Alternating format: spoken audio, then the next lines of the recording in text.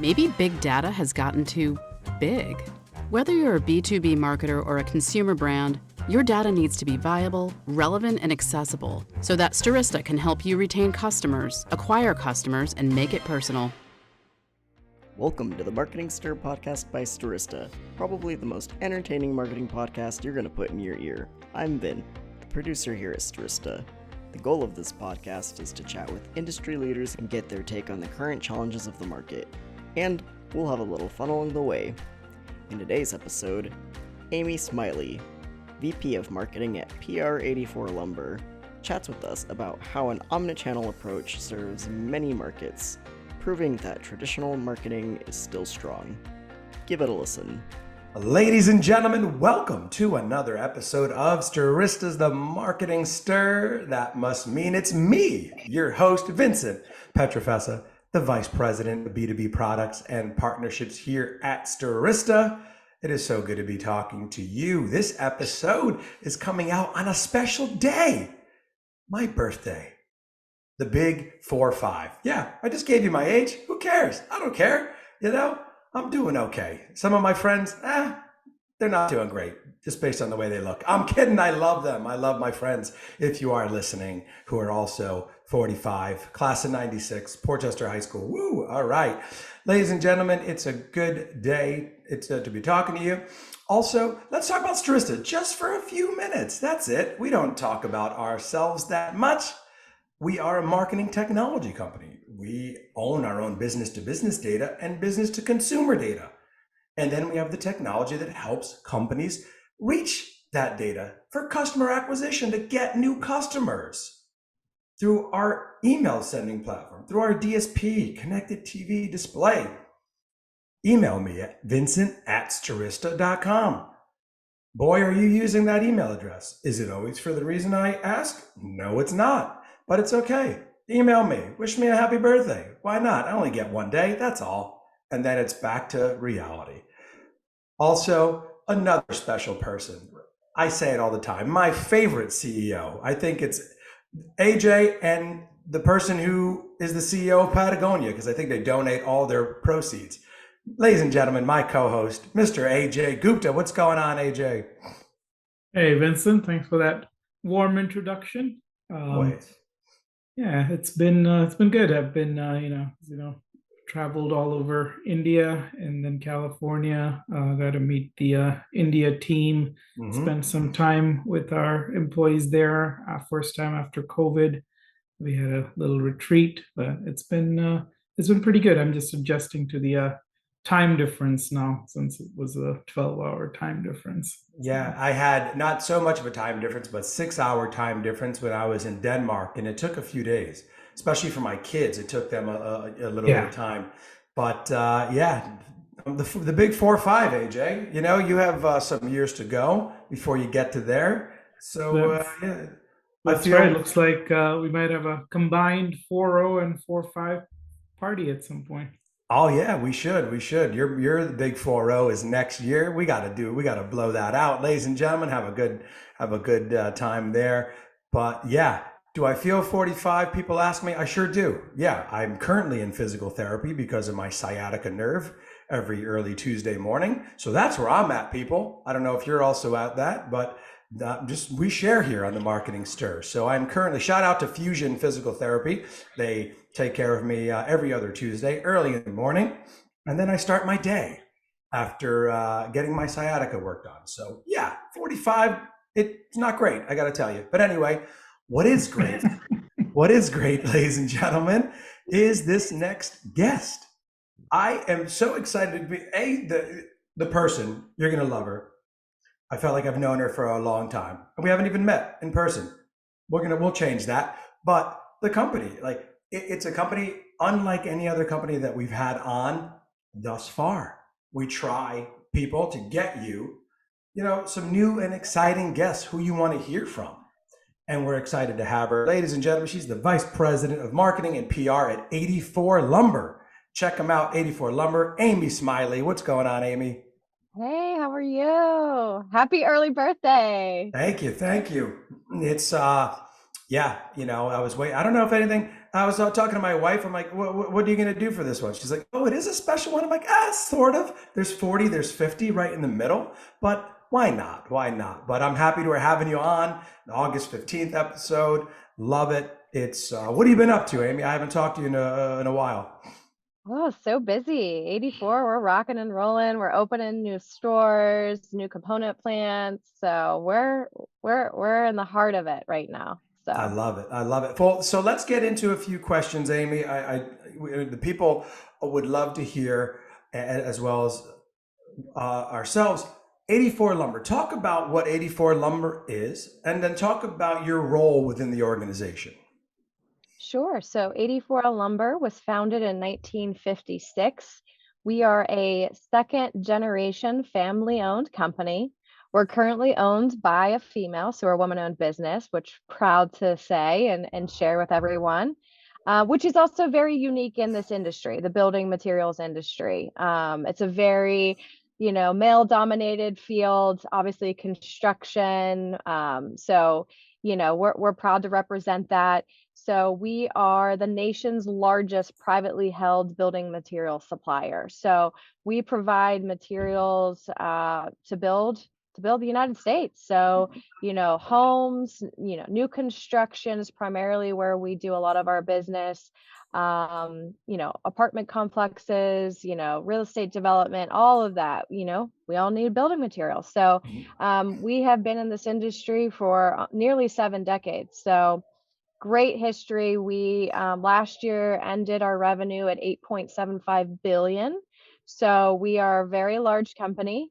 We have 310 facilities nationwide in over 35 states, and we're continuing to grow that number every year. So we're excited. We're growing, and things are good at 84. I love that line. We help build America. That's awesome. And yeah, we have a lot of questions about. I love that it's female owned, especially in general, but also in this particular industry. We'll get to that later on in the podcast. But Amy, because we ask this of all of our guests, and it's usually not, it's never the same answer. How did you get started in marketing? Is it a direct path, or you studied something else and here you are? We'd love to know. No, it was a very direct path for me. I have never strayed. You know how everyone says, like, well, I started my undergrad and I was this major. And no, I have a bachelor's in public relations with a minor in marketing. I did 2 internships as an undergrad in marketing, both with public television. So I interned with the Association of Public Television Stations in DC. And then I did an internship with WQED Multimedia here in Pittsburgh. When I graduated, I moved to South Florida. I worked in Fort Lauderdale for an architecture company doing corporate marketing. And then downturn happened,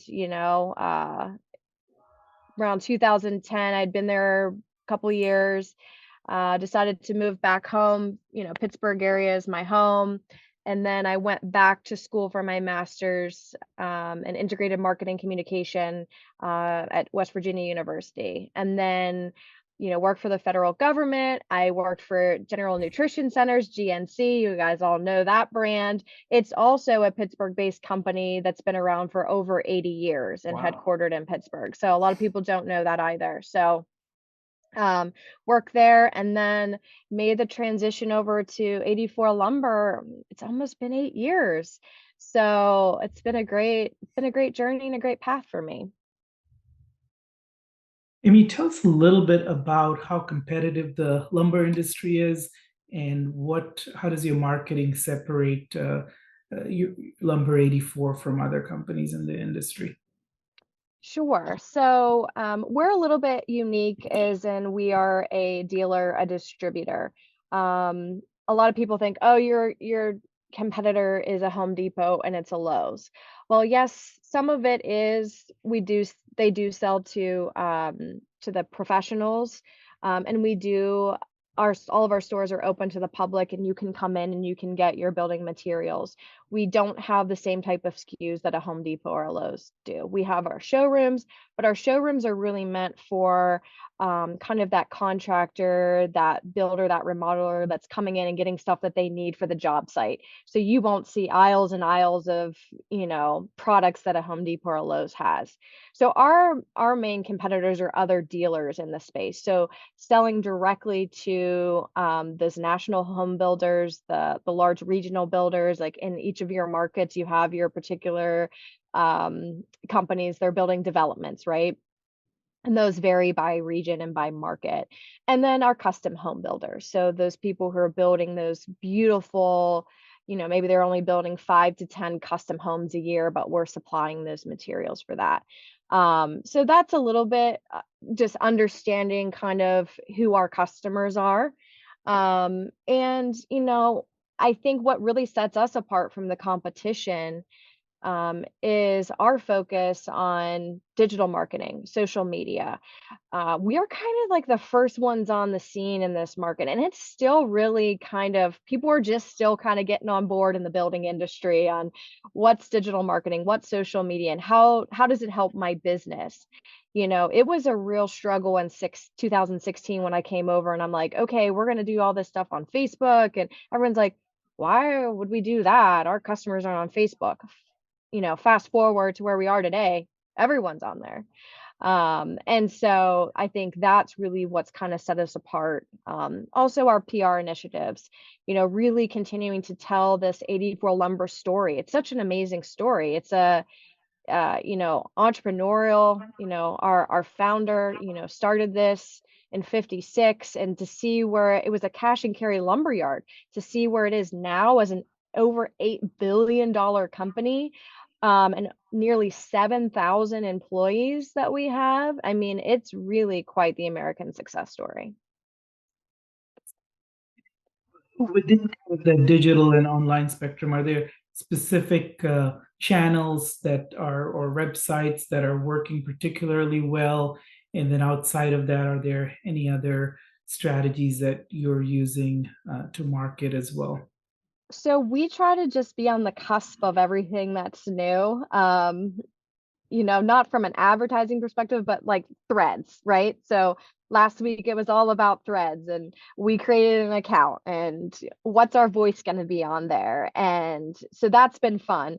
But we use, Meta a lot for our targeted digital ads, our lead campaigns. We even use it specifically for our recruitment marketing campaigns.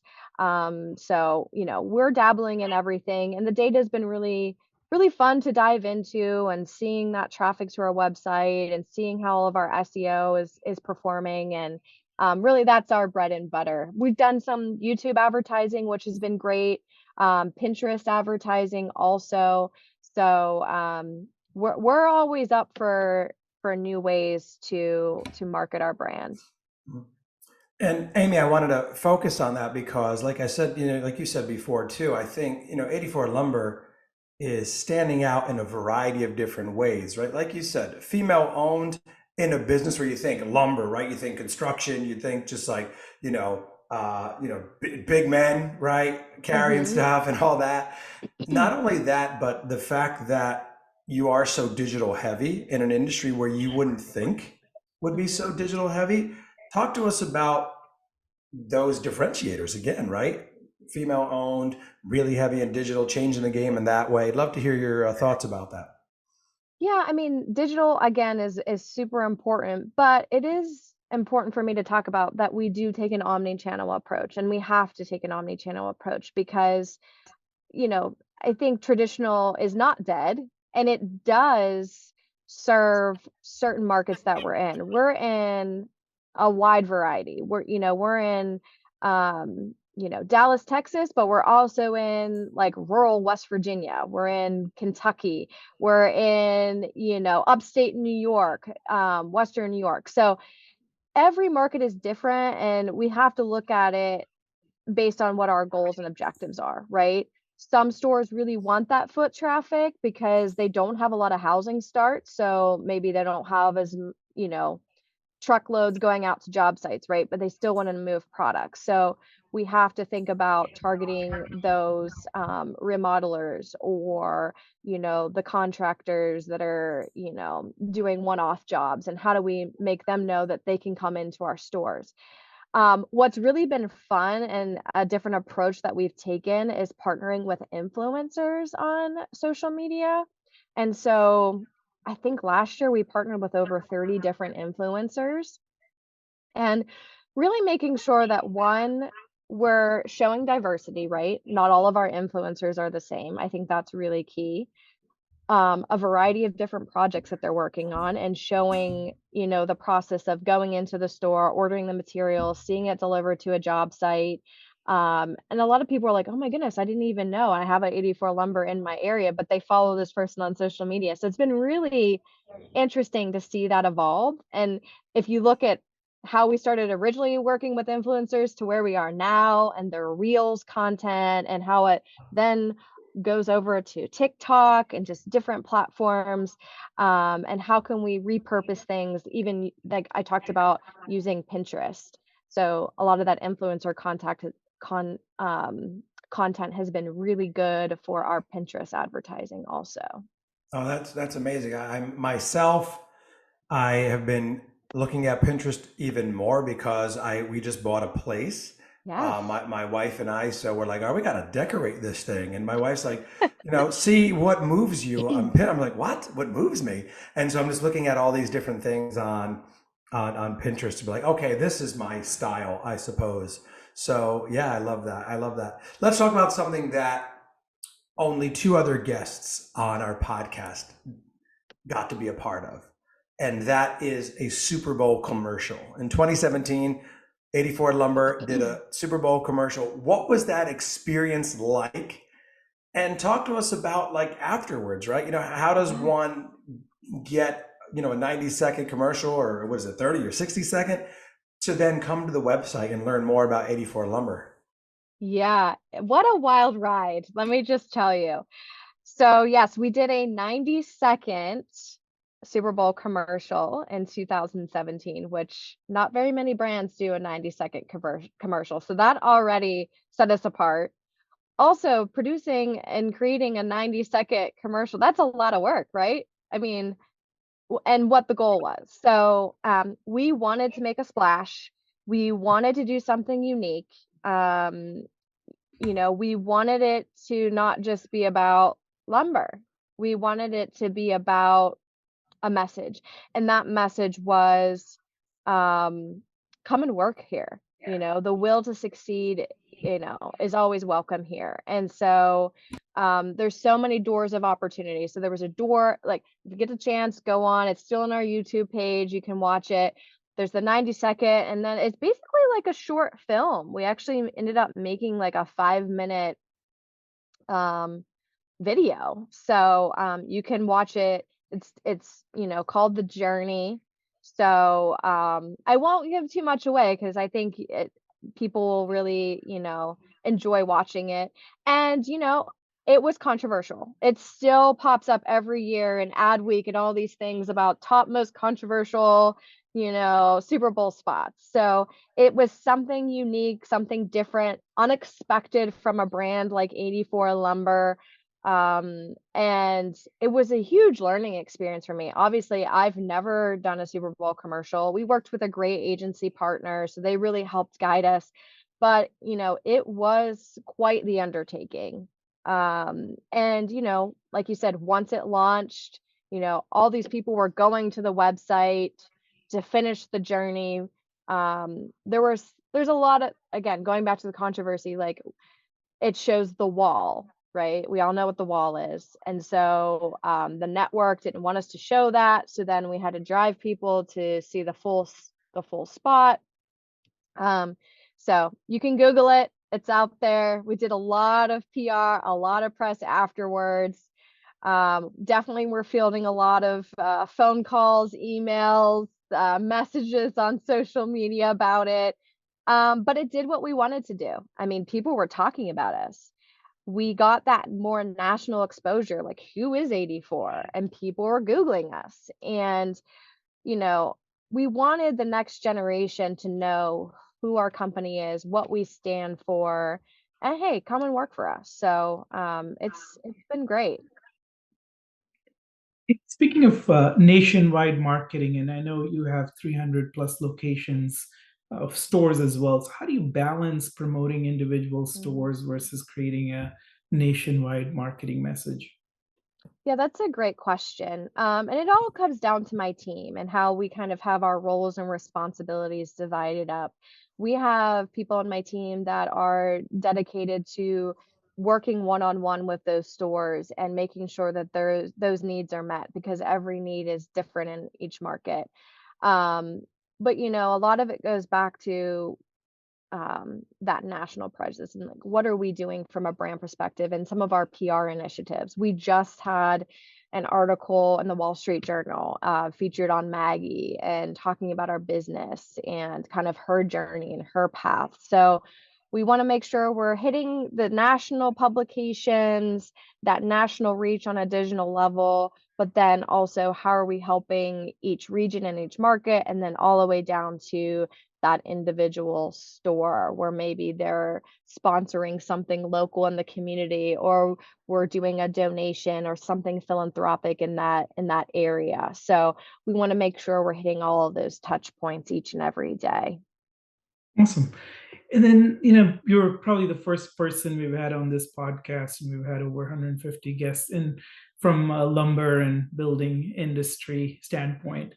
So I'd love to know, how do you kind of go about making people excited with your content about this industry?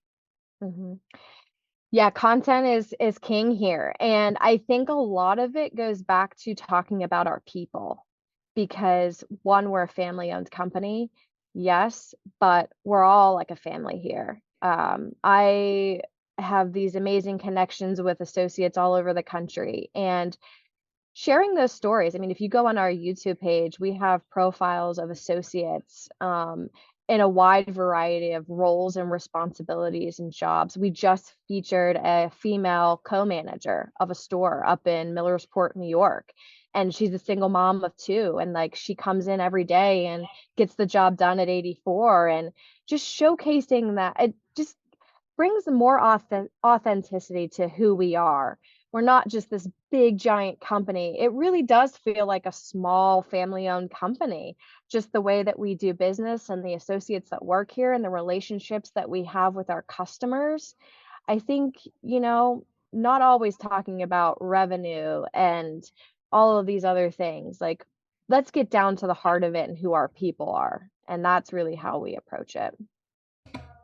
And I want to stay on that topic because you mentioned before you were originally from Pittsburgh. You went to school, West Virginia, the Mountaineers, right? And then Yeah.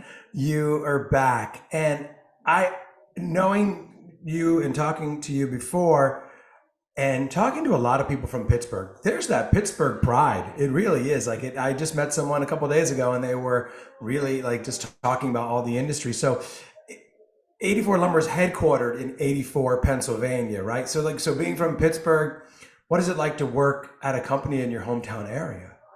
Oh, it's so fulfilling. I remember being a kid and just, driving down the road and seeing that 84 ball. If you've ever, seen our stores, we always have this giant 84 ball. We call it a lollipop, but you see it, driving down and they're everywhere. And to just have those memories of a kid and just, being from an area to, the Hardy family has always really given back to Pittsburgh because that's where we're headquartered. And just hearing the stories of how they've helped other people and other families. And now to be full circle, being here and also being a part of that process too, being able to see how a company like 84 can really change people's lives. I mean, I'm just so proud and I'm just so honored to be able to be doing what I'm doing each and every day because I truly do love it. I love hearing that, and I know our listeners do as well. Staying on a topic before that I was talking about, because I love this. Women owned, a lot of women throughout the corporate leadership structure. So how does 84 Lumber continue to support women in business? And how's that support impacted your own experience?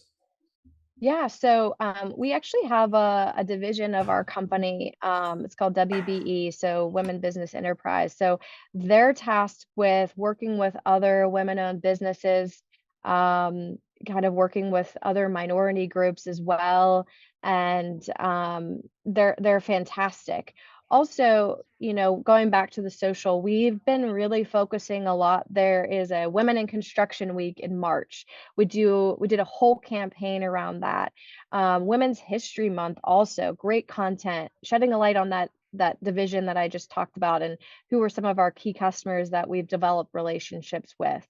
I think that's just been so great. I mean, also, we have partnerships with organizations like the Pittsburgh Penguins. And rather than it being a traditional sponsorship with, hey, here's your tickets, you get this, you get that, your logo, we've developed these PR community relations programs. We created what's called the Empower Her Grant. We just had our third winner this past March. Again, aligned with Women's History Month. They do a Her hockey game. And we give a $25,000 grant to a local woman-owned business. And we surprise them with it in game, but we follow up with them and we see how this money has been invested back in their business. The first one was Curly Tail Coffee, and it was a little, coffee shop that was being run out of an Airstream. And she's now expanded her business. She has a storefront, another coffee truck, and just it's been life-changing for people. And to know that we can use our voice and our brand to make a difference with other women-owned businesses has been great. Amy, was the business at all affected with the supply chain issues during the pandemic? Absolutely. I don't think there was any business in this industry that wasn't affected by it. But I think what really how we stood out from our competitors was our relationships with our key vendor partners, right? We've had some of our relationships for over 50 plus years. So we have a very good relationship with them. We're very transparent.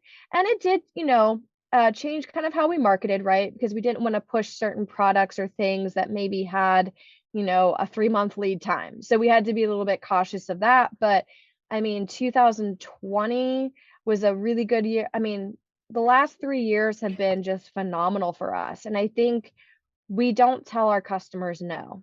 We do whatever we can to make it happen for them. We have these dedicated store managers and sales associates that are taking calls all hours of the day and night, making sure that those products get to those job sites, or we find an alternative for them. We don't just say, hey, sorry, we can't do it. We give them a solution. And I think that's really what sets us apart and why we've continued to be so successful. I mean, one of our staple questions here that we ask every guest, and this is a fun one. So I'm sure with your job title, you get a lot of messages on LinkedIn that are unsolicited. So would love to know what's one that gets your attention, and more importantly, what's one that really annoys you because you seem too nice. Oh, my team will tell you that I definitely get annoyed with messages. I get inundated with so many sales messages on LinkedIn, my email, voicemails. I think what really annoys me the most from a phone call is that people will just say, hey, it's so and so, give me a call back. And I'm like, do I know you? You also didn't tell me what company you're from, what you needed. Like, those are the key things, right? If you want me to call you back, I'm not calling you back and then you're just going to hit me with sales, right? Because we're all busy. I told someone, I'm like, if I actually answered all of the sales emails, messages, and phone calls, I would never get my job done, because that's a full-time gig. I think the thing that really gets my attention is the person that does their research. So one, you get my name right, my title right, my company name right, what we do right, because let me tell you, sometimes that's hard for people. Mm-hmm. They get me confused with somebody else, or they call me Anna or Amanda or Amy. It's like my name's Amy. And they've done their research. They've looked at other partnerships or other programs that we've done and how does it align with whatever business or service or product that they're selling. That will get you at least a decent read, and then we'll go from there.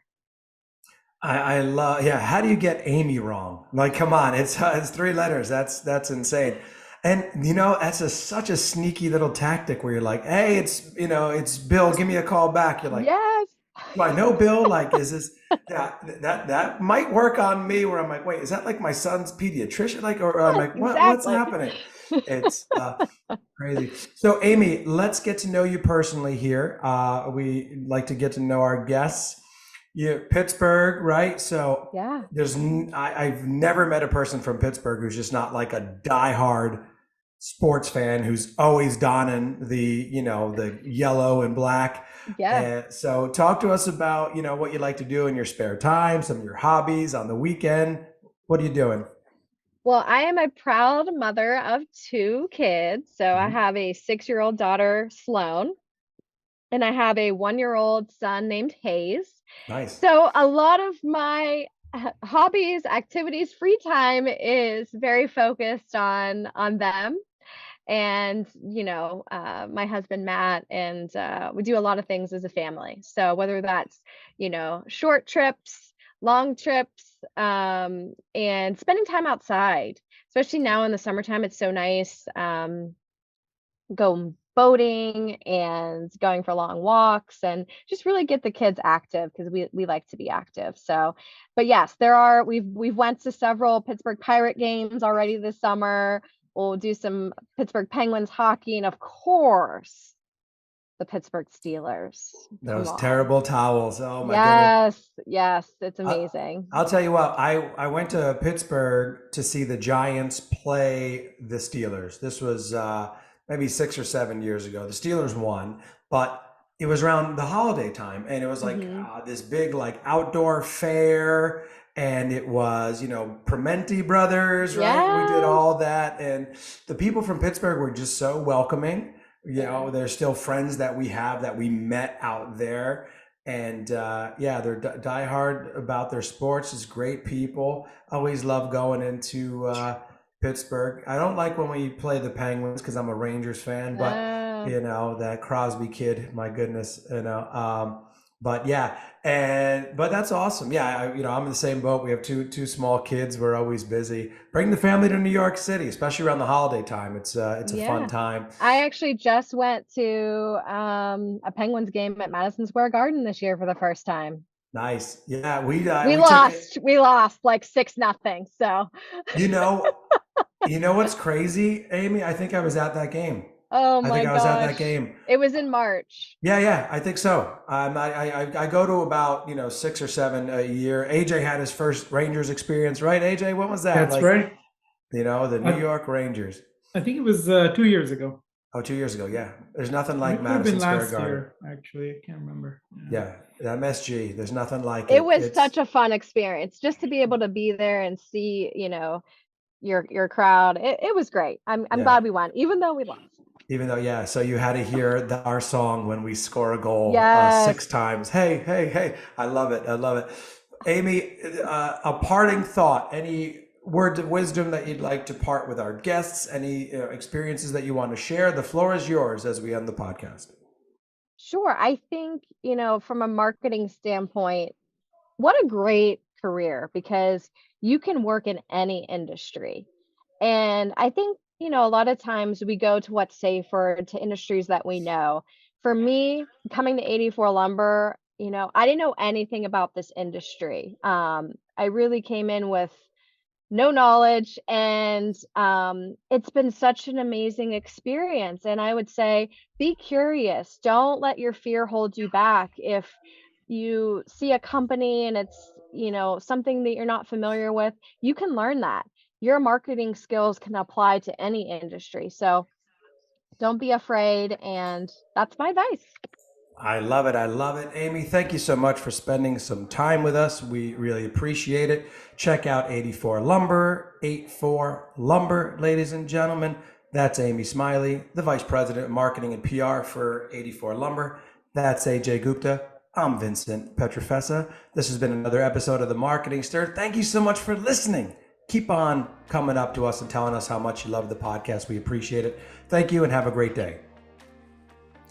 Thanks for listening to the Marketing Stir podcast by Stirista. Please like, rate, and subscribe. If you're interested in being a guest on the podcast, please email us at themarketingstir@stirista.com. And thanks for listening.